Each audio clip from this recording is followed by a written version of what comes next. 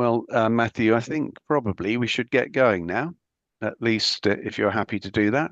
We've got, um, I think, 27 people in at the moment. I'm sure there'll be one or two that join, but thank you very much to Matthew Stevenson for setting up tonight's Zoom. And uh, a particular welcome to Raf Nicholson, who's going to be talking to us about um, not just England's women's cricket, but world cricket, women's cricket, and the growth of that over the next hour or so. So, just before I introduce Raf in more detail, many of you know her. She's obviously the vice chair of the Cricket Society, but I just ask if people could put their uh, cameras on mute.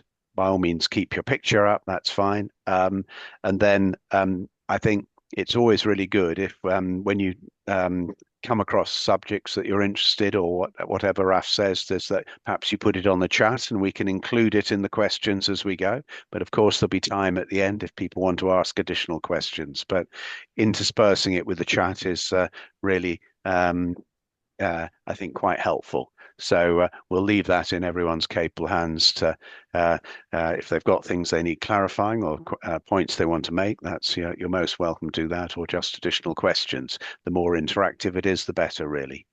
But let's crack on anyway. So Raf, welcome. Thank you again for joining us. Raf does an awful lot of things involving cricket. She's senior lecturer in sport at Bournemouth University. She's a writer, I would say the leading writer who's committed to women's cricket. A lot of people dabble in and out of it, but she writes for people like ESPN, Cricinfo, but best known, I think, for writing for The Guardian, where she's covered a number of tours and tournaments from an English perspective, and her comments and criticism, I think, are always very fair and well balanced. She's also a trustee of the British Society of Sports History and does many other things around sport and cricket. I'm sure I could go on further, but they're the main ones that I picked out. So we're privileged to have someone who's such an expert on women's cricket. And I think one of the things that we've seen just from the men's team was hammering in Australia. But I'm going to start and take things back to Raf. And we lost 16-0 to Australia a year and a bit ago in the women's test series. And then since then, one of the Cricket Society vice presidents, Charlotte Edwards, has taken over. So let's start with that, Raf, and give us your assessment of how she's progressing. Thanks, Peter. Thank you for having me, and thank you for that lovely, kind introduction. Yeah, it's a almost a year ago since the Ashes hammering, and it's funny this winter the men are sort of vying with the women to see who's going to kind of come out as the worst English team. So that's a fun little competition, a fun little game. For if you're Australian, it's more fun than if you're English, of course. But I think we probably win because purely by virtue of it being 16-0 rather than 4-1. So yeah, Charlotte Edwards took over as the new England women coach. It was actually announced on the 1st of April, but it wasn't an April Fool. And I was very much in favour of this appointment. I do think that she's achieved quite a lot since she took over. I think it's always really difficult when you're coming into a head coach role, or indeed any kind of leadership position, and a team is kind of right at rock bottom, right in the doldrums. It's obviously something that the England men's team is going to experience now. But from the women's perspective, I think that they didn't necessarily expect to win that Ashes series. I think winning in Australia is really difficult. But there was a certain amount of kind of shell shock at quite how bad it was. But also more than that, the press and the public reaction, I think, was unprecedentedly critical of that 16-0 whitewash, partly because it was such a bad result. But also I think that we're kind of at a really interesting tipping point in the history of women's cricket, because I'm also a kind of historian of the game. Got a new history of women's cricket coming out in May, being published by Pitch Publishing, The Women in Whites. Just gonna get that plug in early. And I think that this is a really interesting moment because this is the kind of the levels of criticism and scrutiny that the England women's team was subject to last winter were more intense than they ever had been. So what Charlotte Edwards was having to do was kind of come in and really pick up the team, a team whose confidence was completely at rock bottom. I remember interviewing Kate Cross a few weeks after they had got back to England, and she just said, "We've lost the fans. We've lost fans." There was a real sense that they kind of lost the public. So has Charlotte Edwards kind of got that faith back? Well, they finished up as semi-finalists in the 50 over World Cup in India in October. I think that's probably what we would call a kind of respectable result, but it wasn't a brilliant result. But you know, they've overcome this kind of sense of being at rock bottom, I think. So that's the first thing I'd say. I think the second thing is kind of more about sort of culture change within the squad. And I think there was a sense that almost that things had got quite that some of the players they'd kind of gotten to be a sense of sort of complacency. They've been given these very big pay rises by the ECB.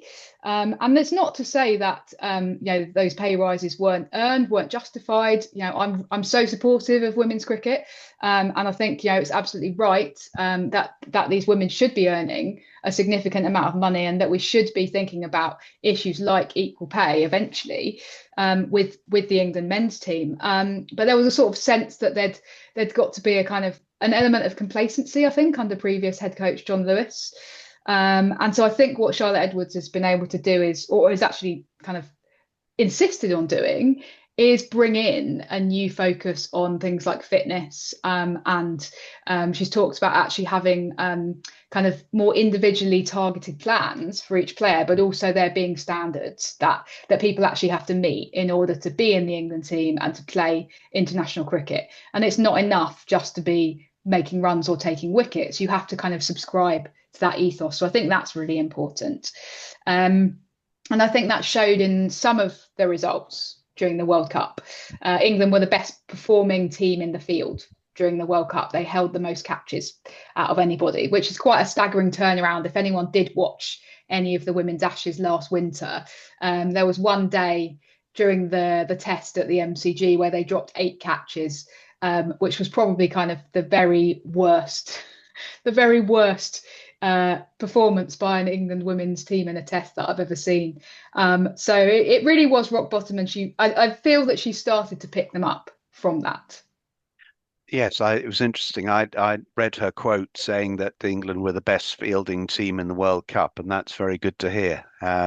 Because that day that you described in the Test match, I mean, there've been plenty of occasions in men's cricket over the years where there've been equally disastrous statistics of that nature. In the first Test in the 1954-55 Test series, where we put Australia in and they scored over 600. I think there were something like 15 catches dropped in that innings by the England team. That was, of course, a different era where perhaps fielding wasn't quite such a crucial part of the game that it's now seen to be. But they've obviously improved. And I was interested in your view on the fact that she's not panicked and fired a whole lot of people. The only person whose contract is not renewed of significant cricketer is Kate Cross, but she's brought in a couple of people, Emily Arlott and Emma Lamb, who seem to be very much part of the team now. Yeah, to some extent, there's been a slight shift in personnel. I think maybe we might have expected to see more changes, and I think that she probably has been relatively conservative to this point. I think it's so difficult now because we have World Cups every single year, or almost every single year. And that means that even if you're coming in after a very dramatic defeat, you only have a few months to sort of gather things together until the next big event. So that's sort of what she was trying to do. Kind of, she had between April and the end of September to work out what she was going to do. I think that would kind of be what she would say, was that actually there wasn't really enough time necessarily to make very dramatic personnel changes. The two players who you mentioned, Emma Arlott, who's a very talented kind of young quick bowler, and Emma Lamb, a sort of middle order bat. Well, Em Arlott didn't really feature in the World Cup. I think she played one match because of an injury, and Emma Lamb had quite a difficult time in the World Cup, I would say. Our middle order did not bat well. There were lots of kind of Bazball-esque collapses with the bat. And Emma Lamb, unfortunately, she's not really a middle order bat. She's an opening bat. So I think that there's a tricky situation kind of for her going forward as to how she actually claims her, what she would say is kind of her natural position at the top of the order, because that's not where Charlotte Edwards sees a role for her. The other player that Lottie has kind of brought into the setup, or into the ODI setup, is Lindsay Smith. It's really interesting, kind of the fact that Lindsay Smith played her first T20 for England in 2018, and she made her ODI debut in May last year. So this kind of amazing 7-year period where she was only thought of as a T20 player, really. And I think what Charlotte Edwards saw, because she was Lindsay Smith's head coach at Hampshire, was actually this is a player who can do great things for us in 50 over cricket as well. And Lindsay Smith had a big role to play in the World Cup. But in terms of generational change, I mean, Lindsay Smith is 30.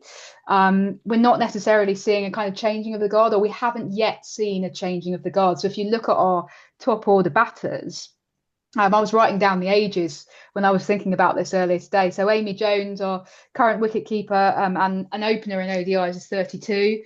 Nat Sciver-Brunt, the current captain, is 33. Tammy Beaumont, Danny Wyatt-Hodge and Heather Knight are all 34. And they're kind of who you would probably point to as our sort of leading 5 batters. And they're all sort of mid-30s, really. And that's a little bit worrying. And actually, I think Charlotte Edwards herself at the end of the 50 over World Cup said we need to think about who's coming next now. So I think that's what she's tasked with, really. Yes, and I think one observation I had is they could probably do with a left-hander or two in the lineup, and Yeah. uh, um, we've discussed this separately, but in the Big Bash in Australia, Freya Kemp I thought played very well, and she's obviously a left-hander. And there's a couple who I don't know, but I just happened to write their names down. Maybe you can tell us a bit about them: Jodie Grucock and Caris Pavlia. Have I got those names right? Caris Yeah, Pavley, yeah. yeah. Pavley's probably more of a bowler. I would say if we're thinking about kind of left-handers specifically, you might think about a young player called Grace Scrivens, who is the current Essex captain. She's 21, and she's somebody who I think has a lot of promise. But if I'm thinking with a Charlotte Edwards hat on, then certainly Freya Kemp is where I hope I'm going to get my kind of real sort of impetus with both bat and obviously also ball, because Freya Kemp is she is a quick bowler, and she has been injured, so she hasn't been bowling very much recently, and that's been a real struggle. But I remember a few years ago, the first time I saw Freya Kemp playing was she was bowling in it was at the Utility Bowl, and it was an intra-squad, what was then the Southern Vipers, now Hampshire, warm-up game. And I saw Freya Kemp run in and bowl, and she was bowling so quickly. I think she must have been about 17 then. And I said to Charlotte Edwards, "Who is this?" And she said, "Oh, it's Freya Kemp. She's going to be a star." Now, unfortunately, she's had problems with her back. And it may be that she has to look to develop more into a kind of batter. But she hits the ball very hard. I think that she could be quite successful in that role, especially in T20 cricket. But yeah, you're right. I mean, it's absurd, the lack of left-handers in the England women's cricket team. You know, to the extent that during the 50 over World Cup, they actually had to get one of the commentators, Tash Farrant, to, to be helping them out in the nets because she is a retired left-hander. So that's yeah, it's bonkers really. Yes, I mean it's very difficult to fit the constituent parts into these teams, isn't it? And it's a challenge for her. And you never quite know, do you, when people are very young, whether they're going to make it the grade. But there are some promising signs, I think, aren't there? If you had to pick out some of the other players who you think are coming through that might make the next step up, I know it's a pretty difficult question to answer, but. We recently gave Davina Perrin the award at the Cricket Society Awards, and she went to the Big Bash. But we know quite a lot about her. But was there anyone else that you're thinking, actually, they've got what it takes? I know that somebody who Charlotte Edwards has very much got her eye on is an 18-year-old left arm spinner called Tilly Courtine-Coleman, who plays for Surrey. And she had a very successful season last year. I think the issue that you've got is that you've got two very successful left arm spinners already in the England women's team in Sophie Ecclestone and Lindsay Smith. So it's how she maybe breaks into that lineup. But yeah, and obviously aside from Davina Perrin, who a lot of people will now have kind of come across and been aware of. Based on the century that she made for Northern Superchargers in the last women's 100 semi-final. I think if we're thinking about kind of wicket keeping succession planning, which is something England have been notoriously poor at for quite some time, Amy Jones has basically held the gloves permanently since Sarah Taylor retired a few years back, and has kind of kept her spot despite maybe some underwhelming returns with the bat at times. But I think that there's just been this real sense that Amy Jones is such a good wicket keeper that we don't really need to think about looking around and going, well, who else might take that job or who might be up and coming. But I think that there are some options knocking around. But somebody like a Seren Smale, who's I think she's 20 now, she's playing at Lancashire. I think she has actually made her England debut already because England took a team to Ireland a couple of summers ago when the main England team were preparing for the T20 World Cup in 2024. But they had these ODIs that they needed to fulfill against Ireland. So a handful of younger players sort of made their debut then. But it was a bit of an odd one because they did count as full internationals, but if all of the main 15 are off somewhere else, then you yourself might not necessarily feel that you've properly broken through. But Seren Smale was quite impressive on that tour. So I would say that she's probably somebody to definitely keep an eye out for. If anyone's got any other names, then do feel free to pop them in the chat, and I'll happily chat about them. But those are just a handful to throw out there. Yes, and it's interesting what you were saying. A lot of them are very young, aren't they? If you look at professional sports people these days, their longevity is greater than it ever has been. So, people can carry on till they're well into their mid-30s and a little bit longer, actually, I think, Mm. perfectly well, which is a good thing for England, a women's team, I think, isn't it? But, it was interesting what you were saying, Lindsay Smith being 30. In Australia, they quite often historically have only selected people in their late 20s, early 30s for the national teams. They've put them through the mill a little bit unless they're very, very good. And I think, it's hard to expect someone who's just out of their teens to have the mental capacity to be able to deal with the slings and arrows, I think, isn't it? As well as the physical challenges, as you pointed out, Freya Kemp's had terrible trouble with her back, and Danny Gibson as well. They're talented cricketers, and they've probably just bowled too much when they were young.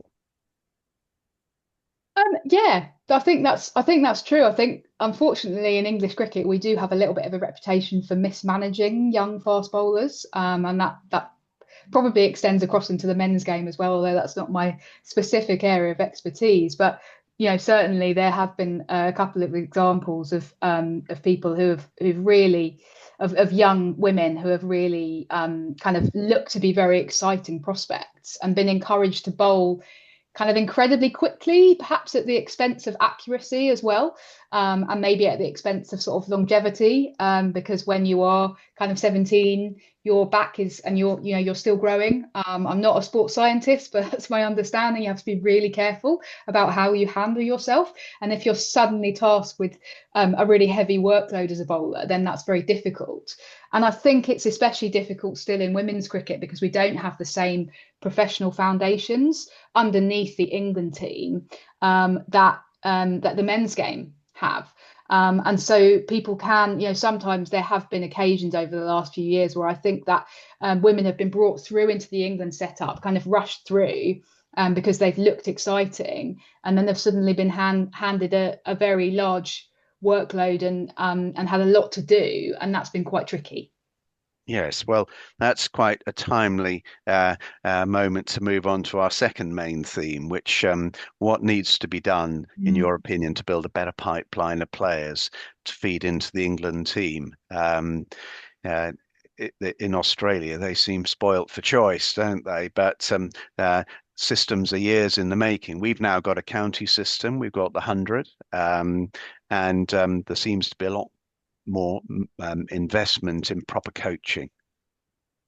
Yeah, I Perhaps you think could all of comment yeah. on those three things to start with. I mean, all of those things you've just talked about have been really important. I think, and we'll perhaps come on to Australia a bit later, but it's about making sure that all of your investment doesn't go up here and that some of it comes sort of trickles down as well.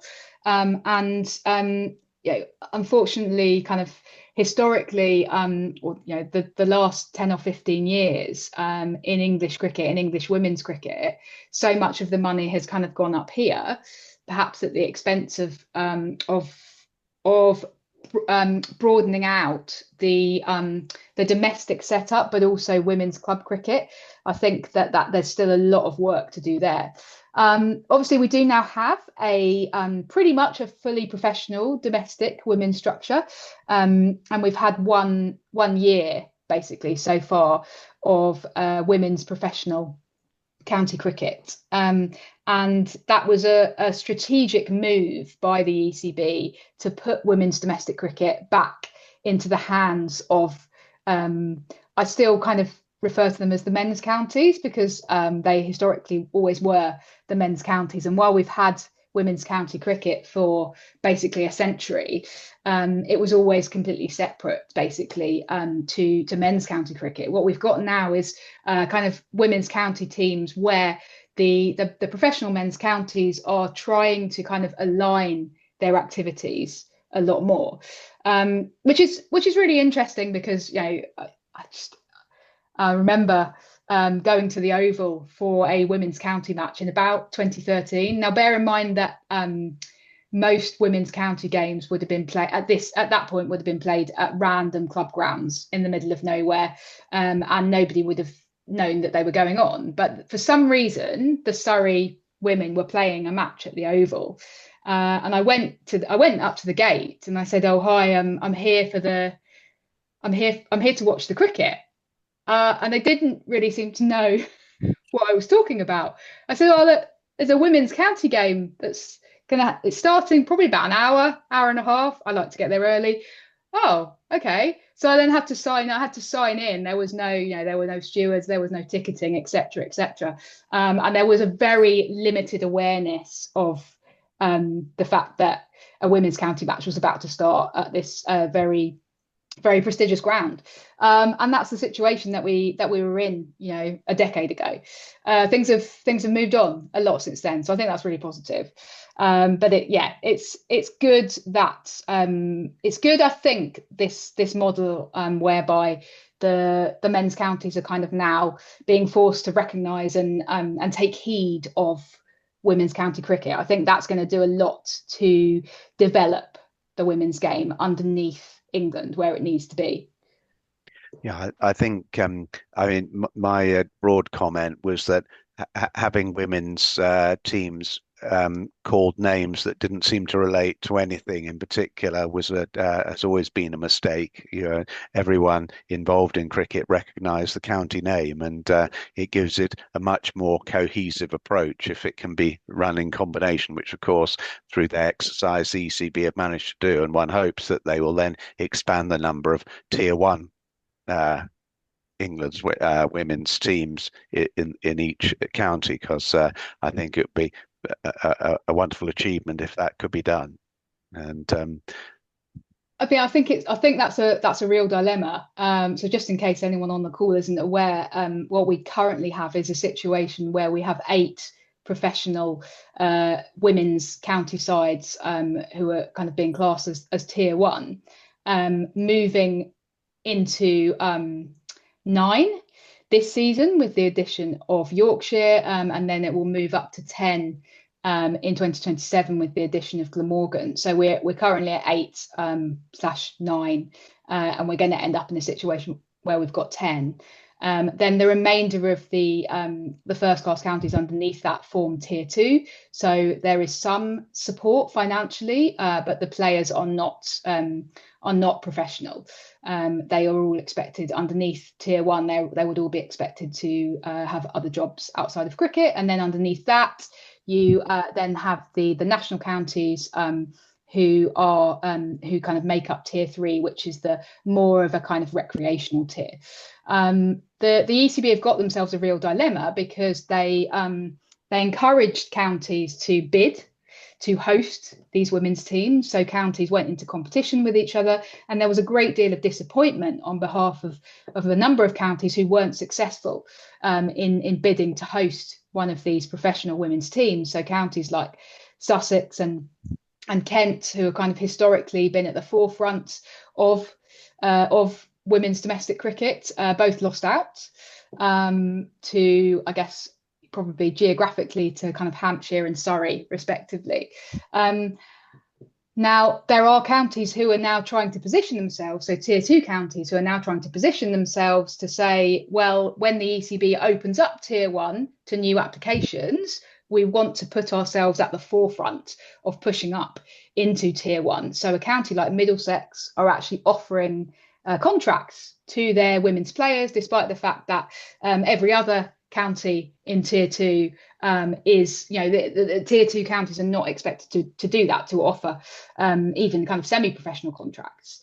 And so we've got counties trying to strategically position themselves, but the ECB are going, but we've said that it's going to be 10 counties up until the end of 2028. We don't know if we're going to let anybody else in at that point, but do we have enough financial resources in English cricket to sustain any more fully professional women's counties than we have at the moment? You could say, oh, well, take the money away from two of the existing counties and give it to two other counties. But that's incredibly disruptive and just not, if you have promotion and relegation into and out of tier one, that's just incredibly disruptive. It's not, it just wouldn't work. But if you just say, well, tier one is closed in perpetuity, then how is that fair? It's a real dilemma that the ECB have kind of designed almost for themselves. Yes, no, it'll be fascinating to see how it evolves. But I think, as I understand it, there's now 150 plus professional women's cricketers in the country, and that's a very impressive number. Just a couple of other things around this point. I've noticed how hard the PCA, the Professional Cricket Association, have worked on behalf of the women's professional cricketers, and it's very noticeable that they put a lot of time and effort into trying to ensure that they're well represented and that the game isn't just seen as an appendage to the men's game. Oh yeah, absolutely. I mean, I think the dilemma that the Professional Cricketers Association had for a long time was that 90% of their members, well, 100% of their members up until 2014, when the first England women's professional contracts came in, were male cricketers. They then had this kind of core of 18 female members who were PCA members. because they were the England contracted players. But underneath that, you didn't have any other women who were really classed as professional until 2020. So the PCA for an awfully long time didn't have a lot to do in terms of women's cricket, because its role as an organisation is to represent its membership. Now, what we are seeing now that we have moved into this kind of era of professional domestic women's cricket is the PCA have grasped that, have understood their responsibilities, and now have this kind of specific group of kind of this specific women's group who are kind of consist of current players, and really, having spoken to a few of those players about their experience within the PCA, they are very positive about the fact that they do now feel that their voice is being heard. And one thing, for example, that the PCA did last year was actually issue a specific report, and they critiqued some of the pay inequality, specifically in relation to the 100. Because there was a real sense that the fact that the salary gap was continuing to grow, despite the fact that the Independent Commission for Equity in Cricket had called for equal pay in the hundreds by 2025. It was disappointing that the pay gap had continued to grow, and the PCA called that out, and I was really impressed by that. Yes, and what about the overall leader of England's women's cricket, Claire Connor? She seems to have disappeared into the shadows, except when it's time to sack people, and she plunges the dagger into people's backs with alacrity. But I have not really seen any sort of meaningful comment or uh, initiative by her to say, "Hello, I am the England head of England's women's cricket, and aren't we making tremendous progress?" Maybe that's I know she's got a lot of other things on her plate, but to me, England's women's cricket needs a leader who's got a profile. Yeah, I feel for Claire Connor, because I think that she's been the kind of almost for over a decade, almost like one of the sole voices within the ECB, actually, who is representing the women's game, and that's been a very big ask over a very big period. And for example, I think that the first professional women's England women's contracts, which were issued in 2014. I mean, that's so recently, isn't it? I think that they would not have happened when they did and in the way that they did if Claire Connor had not been the voice of women's cricket within the ECB since I think she joined in about 2008. So she's really almost kind of was fighting a lone battle for a long time at a time when there was so much skepticism within the rest of the ECB about the women's game, and really so little investment for many years. I think that what happened in the Women's Ashes last year kind of maybe took her, as well as everybody else, a little bit by surprise, in the sense of there being such a kind of so much press criticism of the England women's team. And it felt a little bit like she hadn't quite realised what was going on in terms of the team.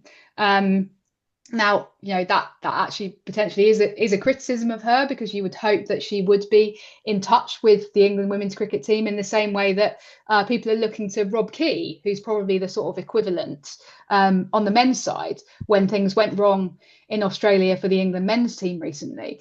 But I feel that she wasn't maybe across the fact that that things had got so bad culturally. And there was actually a moment at the end of the Women's Ashes where she gave an interview. It was a sort of media roundtable. It was odd because she was in Melbourne, which is where the tour finished up. And I think she'd flown out on ICC business because the Afghanistan women's team were playing a match. But she did the media roundtable over Zoom, which did feel a bit like a cop out, because I personally think it's easier to deflect when you're over Zoom than when you're in person. She says, ironically, doing this whole thing over Zoom, but I think people probably understand what I mean. If you're going to have a really serious kind of reckoning with something that you're in charge of, then doing it over Zoom maybe isn't the way to go. So I was a bit disappointed by that. And also she did kind of say, oh no, there's no culture issues, then led this review, this post Ashes review, and obviously ended up firing the coach and the captain.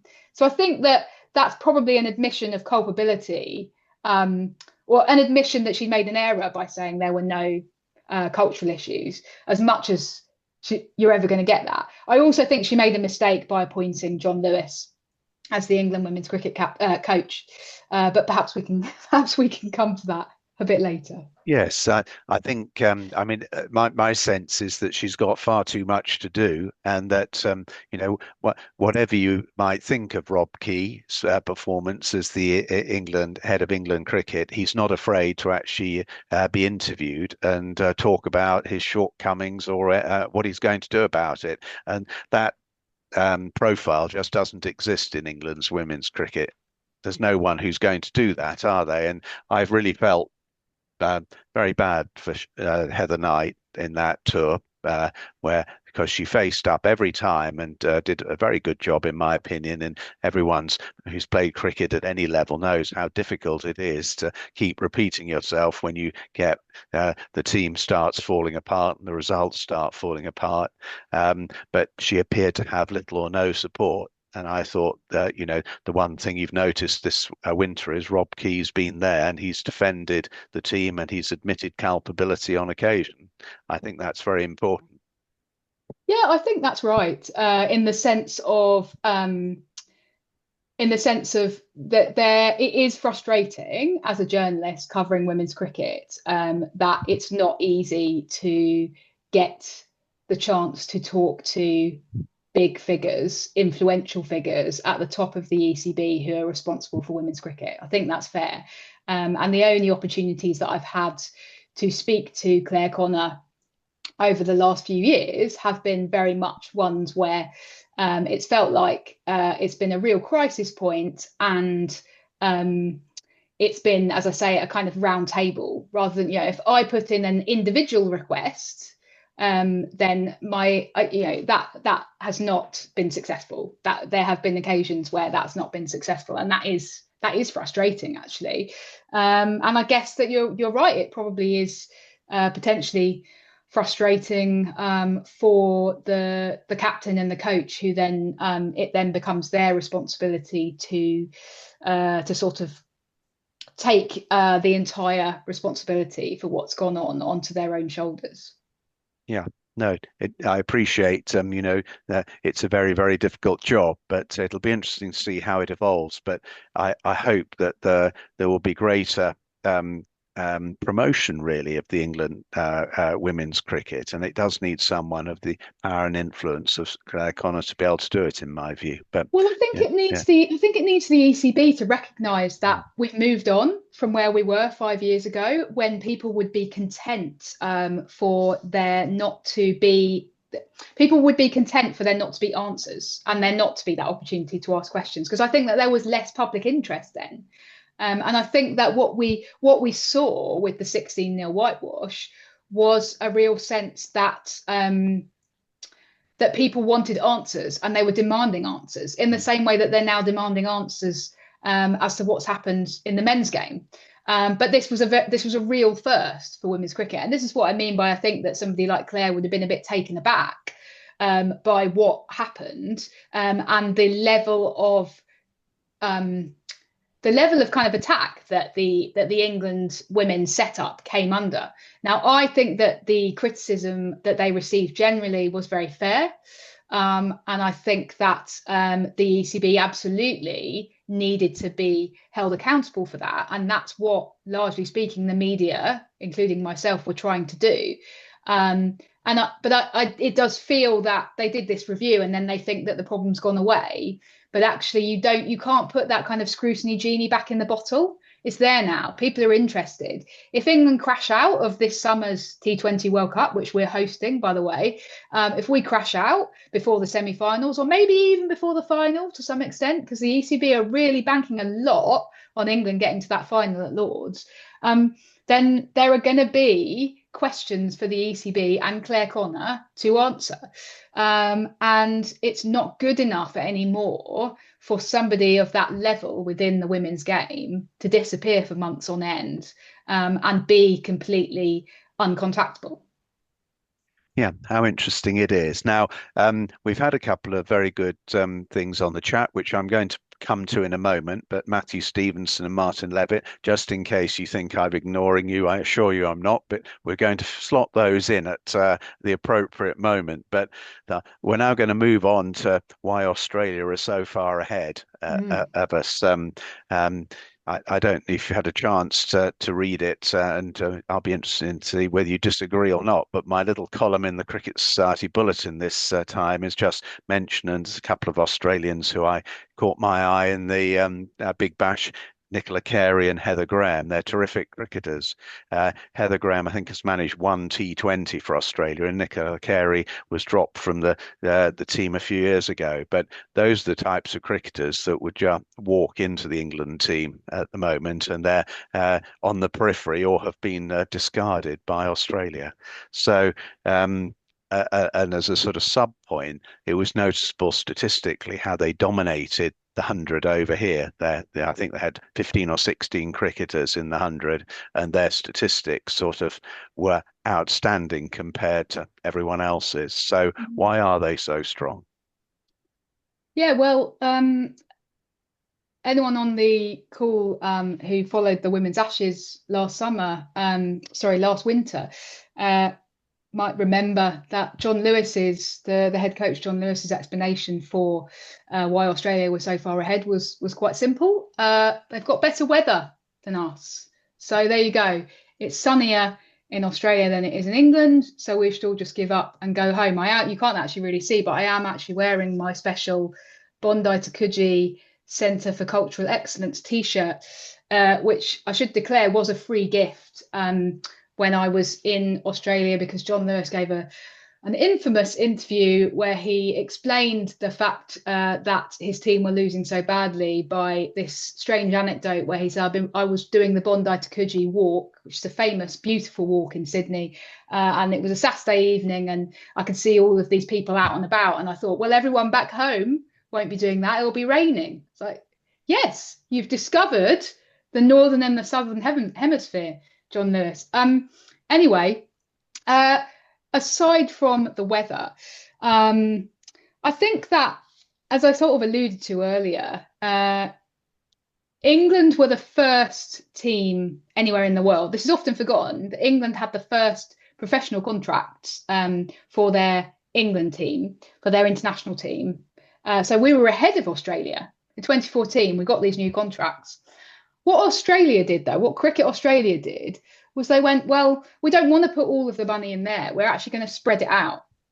So they then started the first women's franchise competition in 2015-16, the Women's Big Bash League. And it took England a little while to do the same. We did have our own women's franchise competition, the Kia Super League, for 4 years before the 100. Of course, we've now moved into the era of the 100, but we've always been playing catch up with Australia as far as domestic cricket goes, as far as investment in domestic cricket goes. And what that does is it does create your players like your Nicola Careys, because it gives you depth, and that's what England don't really have. Actually, if you're looking around during the World Cup, going, all of our best batters are in their 30s. Who should be coming up underneath them? Well, if you look at the numbers, there's actually not that many players in terms of numbers who are hot on the heels of the people who are currently taking up those key spots in the top order for England. So it's almost about that sort of that investment at all levels that Australia have been doing for much longer than we have. Now, there are now Australians who come over to England and play in things like the Women's T20 Blast and say, oh, this is really great, actually, because what England do have that Australia don't is we have crowds. So Australia women's cricket is much less well attended than women's cricket in England. So there are players coming over here now and going, actually, now that you've caught up a little bit in terms of having more professionals domestically, we quite like coming to play here. We have a good time. We think that you're doing pretty well. But it is going to take maybe 10 years for us to kind of overcome that initial lag of investment. So that's one thing. I mean, I think overall it's cultural as well. I think in Australia, the culture is much more accepting of the fact that women play cricket and that's normal. And if you look at some of the findings of the Independent Commission for Equity in Cricket, some of them are really awful in terms of there being like kind of ingrained sexism at all levels of the game. And the people on this call, I'm sure, would have absolutely no truck with any of that. Otherwise, why would you be on this call listening to me talk about women's cricket for an hour?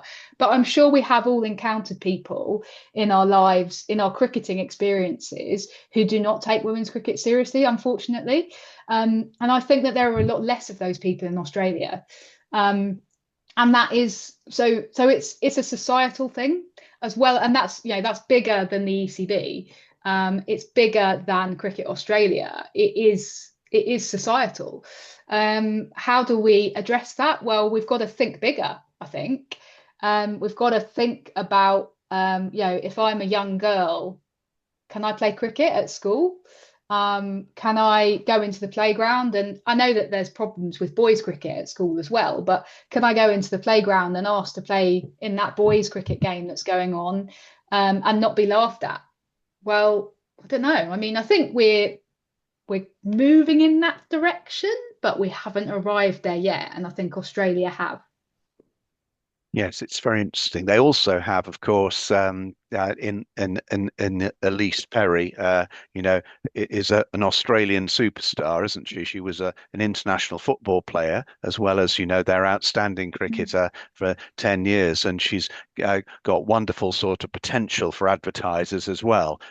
And culturally in Australia, cricket is a big thing. It is their national sport. We're just discussing it with Matthew briefly. I don't know whether you joined us at that point, but cricket is a bigger thing, just as it is in India, than it probably is in Britain. And Yeah. so I think it would be lovely if there was a superstar coming through in England's women's cricket. There's some very talented cricketers, but that's a sort of once in a generation type thing that might happen. But it would be lovely if there was someone who could actually have a wonderful profile, who could actually be eloquent in interviews and do all sorts of other interesting things. But how many people have got the capacity or the potential to do that? Not many. So we'll see. But it's very interesting to me that they do seem so far ahead in terms of their talent and their capability. But hopefully we can close the gap. Hopefully. Yeah, good. We now move on to the other behemoth in women's cricket, which is India. Yeah. Their recent World Cup win made I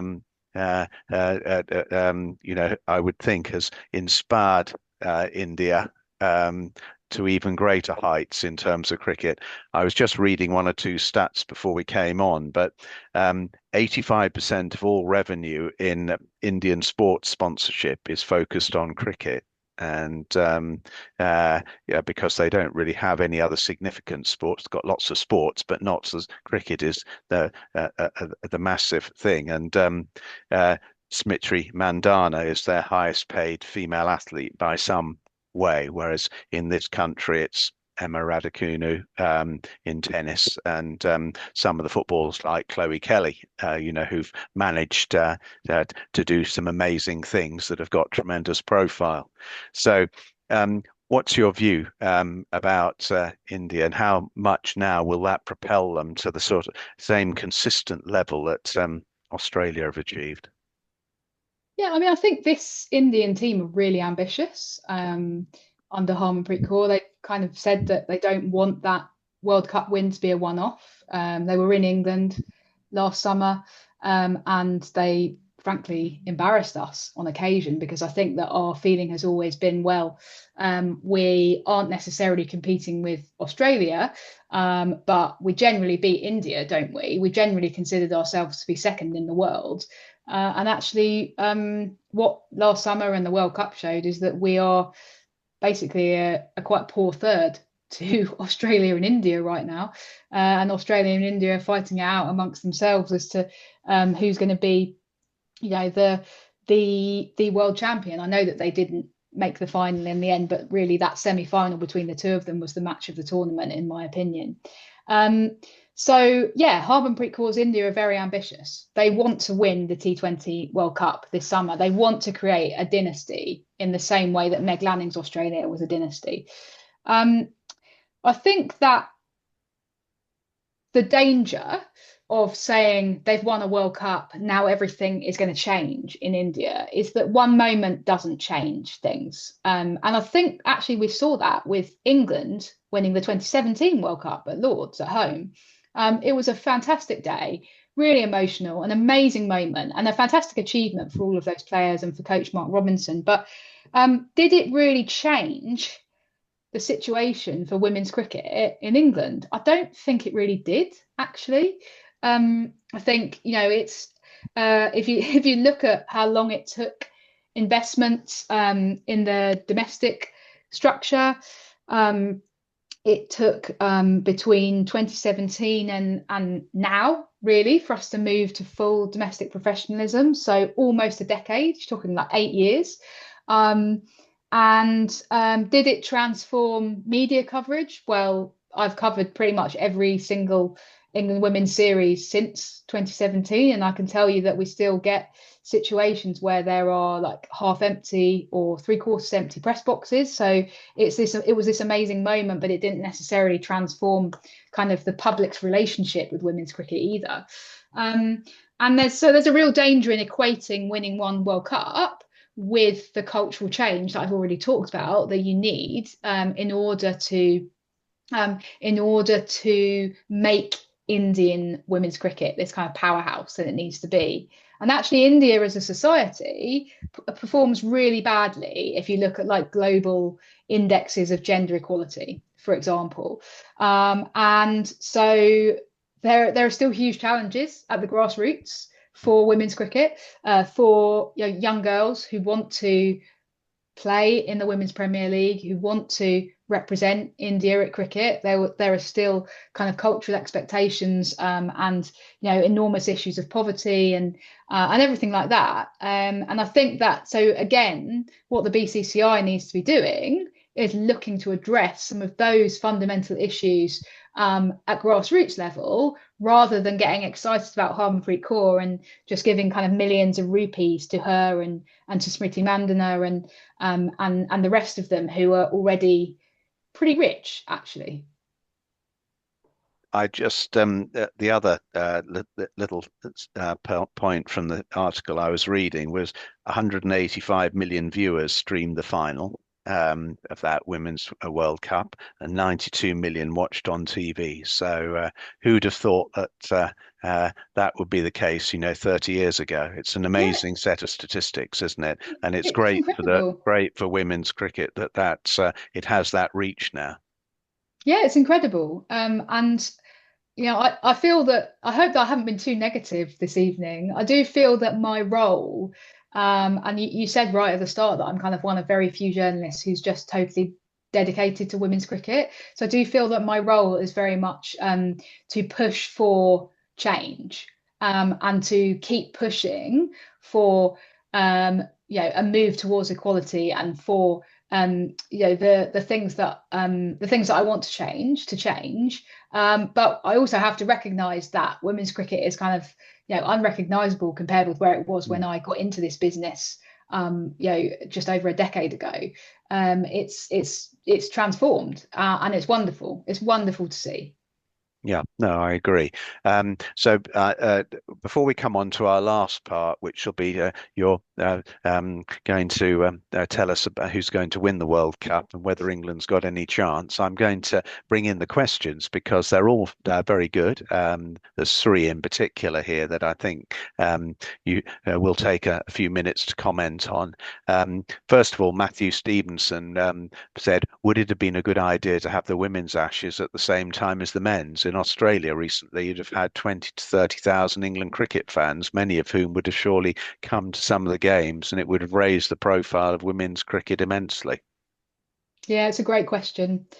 And it's actually something that the ECB and Cricket Australia don't agree on at the moment, because the last Ashes that we had at home in 2023, the ECB organised the schedule so that the women's and the men's Ashes would be played alongside each other. And that doesn't, by the way, mean double headers anymore, because England women are now quite capable of selling out uh, the Oval, for example, or Edgbaston by themselves. They don't need a double header anymore. But it does mean that you could follow the England women's and the England men's Ashes kind of simultaneously. Um, and you did get, I think, a lot of crossover and a lot of people engaging with the women's Ashes who maybe otherwise wouldn't have, because there was a sort of Ashes narrative. And people were there were, so for example, one thing that the ECB did was they did this whole big publicity thing where they projected the image of Ben Stokes onto Tower Bridge and Heather Knight, so the men's and the women's captains kind of alongside each other. And they ran a whole publicity campaign where they had what's better than one Ashes series, two Ashes series. And they had like lots of men and women together on the posters. So they really lent in to that idea of having them together. Now, fast forward to Australia, and what we've seen is a women's Ashes and a men's Ashes a year apart. And Cricket Australia's view seems to be that they want the women's Ashes to be a totally standalone event. And they think that the best way for it to kind of build up its own sense of itself and its own head of steam is to host it by itself. I think they might end up revisiting that actually, because I think that Matthew's absolutely right that you don't that by having them so separately, you lose out on that opportunity for crossover. And as he says, you've got all of these travelling fans who might have quite liked to go and see some women's cricket while they were out in Australia. So yeah, it's a great question. I think it probably would have been a good idea, but you need to get on the phone to Cricket Australia, Matthew, and persuade them to change their tactics. Well, I think Annabelle Sutherland's dad was the head of the Australian Cricket Board or whatever it's called, and he suddenly realised his daughter was getting quite good at cricket Yeah. because he was notably rather dismissive of it. But now she's turned into the next, international superstar all-rounder. Maybe he's changed his tune, but I think he's actually moved on from that job now. But hopefully, there's slightly more open-minded, enlightened individual in charge now. But that was Yeah. always one of the ironies for me, because she's a wonderful cricketer. Definitely, and also a wonderful Test cricketer as Mm. well. I think she's got one Test double century and one Test 150. And bear in mind that the women really don't play very many Tests. And yeah, while James Sutherland was kind of very senior in Cricket Australia, there was definitely a Cricket Australia vibe of we don't really support women's Test cricket. And now suddenly his daughter is faced with the prospect of playing very little Test cricket, and he seems to have got on board with supporting women's tests now. So, sometimes that personal relationship can make all the difference. Well, I should hope so too. Right, there's a couple more here, Raf. Colin Woodward is wanting to talk a little bit about the crowds, and he said, "How big are the crowds for standalone games, i.e., not the double headers with men, in women's cricket in England?" I've been to quite a few games in recent years. We had the day at the Test match at Trent Bridge, and there was a very good crowd there when Tammy Beaumont got her 200. Go to the Oval most 2 or 3 times a year and watch games there, and they're generally all pretty much sold out. So there's good the numbers. You're the expert, but my sense is the numbers are improving all the time.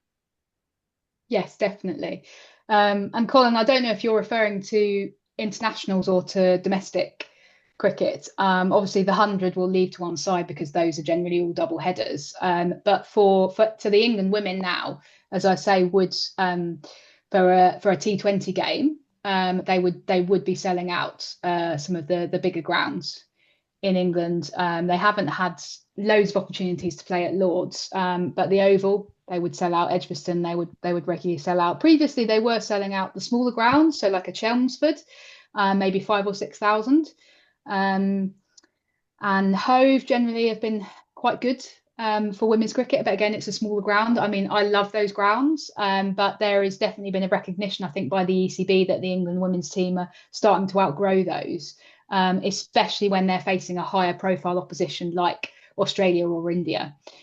Domestically, the crowds are still sometimes a bit disappointing, I would say, and I think that's been one of the rationale or one of the reasoning behind moving the women's game to be more aligned with men's county cricket. Because as you sort of mentioned, Peter, having women's teams who are sort of called things like the Central Sparks or Western Storm that don't those brands don't kind of naturally align with existing county supporters. And so I think that the hope is now that we've got women's county kind of brands, as it were, if you don't mind me sort of using that marketing speak, then more people will come along and actually become regular supporters at the ground of their local women's team. Okay, Yeah. thank you. This is Colin. I asked the question. I'll confess, I'm a Durham member, and I have never seen the Durham women's team play. They joined us full time, I think, professionals last summer, and I think most of their home games are T20s done as double headers with the women playing before the men. Durham played all of their 50 over women's one day cup games. They would have played them at Chesterley Street. So I Yeah. would urge you, Colin, to get along in the 2026 season. I think you'll find that there's some absolutely brilliant talent on display up there.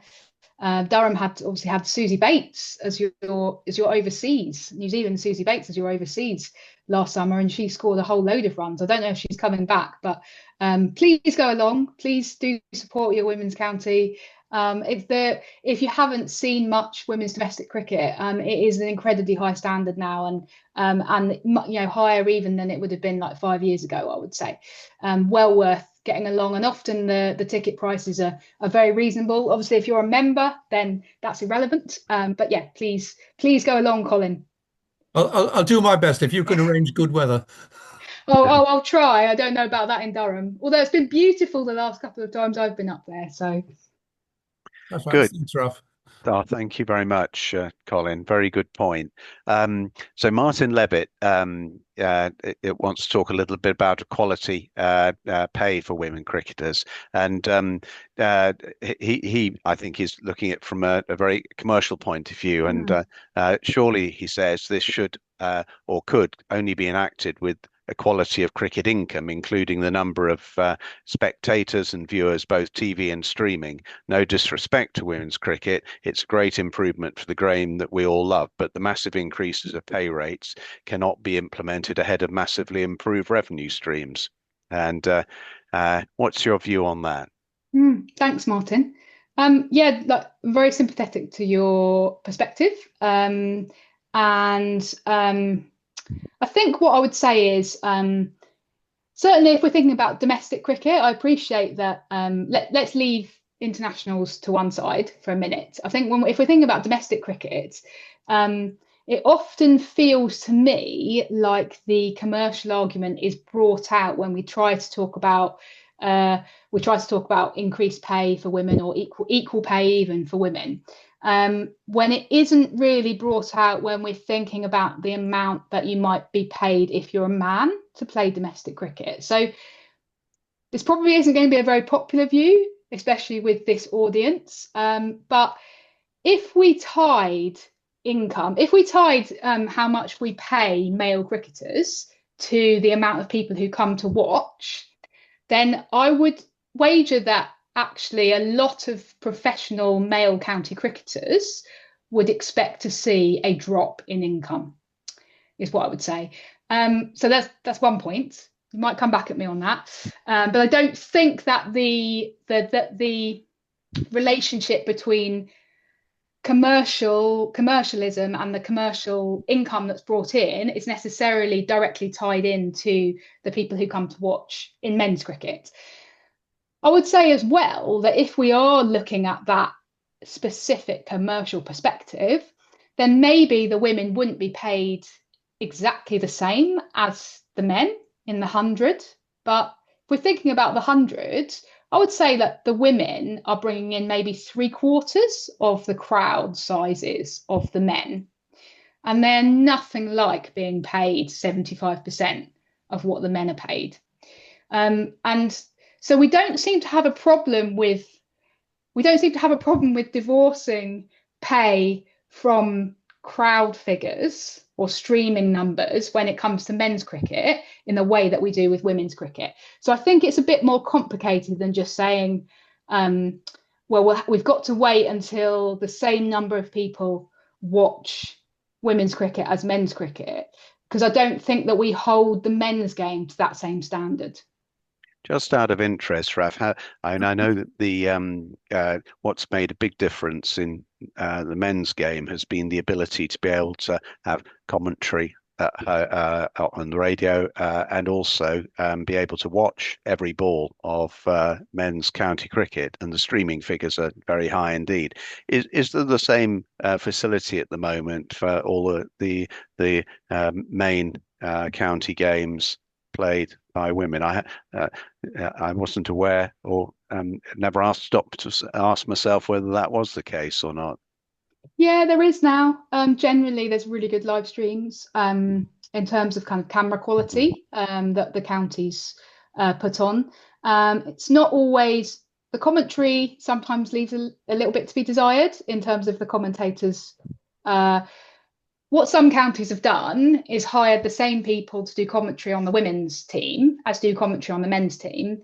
And often they don't know any of the players, which is really disappointing when there is a huge amount of expertise and a huge amount of commentators out there who do know an awful lot about women's cricket and do have that expertise, and it's not being utilised. And I think that's been a really unfortunate outcome of this move back to alignment with the men's counties. So I would say some of the commentary has actually got worse on women's county live streams, but the quality of the cameras and the fact that you can now watch every game on YouTube is fantastic. We certainly didn't have that a few years ago. Yeah, good.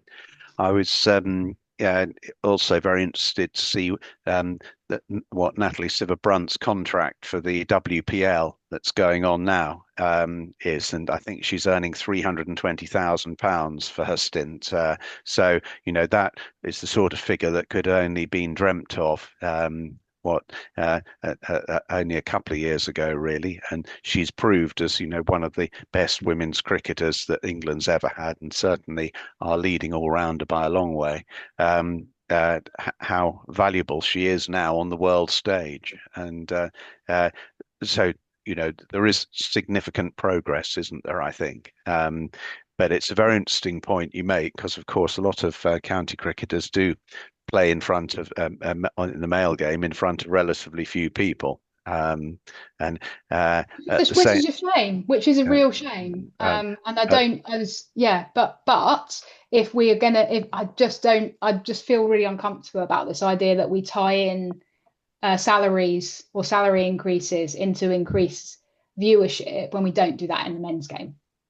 Yeah, I think England men's cricket team is lucky enough in Joe Root and Ben Stokes to have sort of two global superstars who people would recognise in any circumstances. And I think the challenge for England's women's cricketers will be to find someone who can be the face of the game in the same way Elise Perry is perhaps in Australia. It'd be lovely if that happened, but it's going, it's a once in a generation type thing, I think, isn't it? Because it would raise the profile of the game considerably. Sorry, Peter, can I just have a quick word? Of course you can, Martin. Raf, please rest assured, I'm a massive appreciator of the growth of women's cricket and recreational women's cricket as well. It's fantastic. But I still make the point that unless the revenue goes up, I mean, tickets for test matches for men is, at law say it could be £90 for a day. It's nothing like that for women's test matches, my understanding. And until until you get revenues of that sort of magnitude, how can you possibly justify paying women cricketers? It's like, men in the 1970s, when cricket revenue was completely a shadow of what it is now. They weren't getting paid very much, but now men cricketers, because the revenue streams are so high, they're being paid reasonably well, and it's enough to encourage young men to play professional cricket. I mean, it's like comparing the Premier League football to the National League. The players don't get anything um, like what they get in one division to the fifth tier, where they get a fraction of it. It's purely because of the revenues that they're generating as clubs. Sorry, that's really boring. I With respect, apologise. Martin, with respect, you haven't really responded to either of the points I made. Do you think that Red Bull County men's cricketers should be paid less than they are because nobody comes to watch them? Well, I don't agree that nobody comes to watch them. Because not as many people come to watch them as come to watch many levels of women's cricket. Because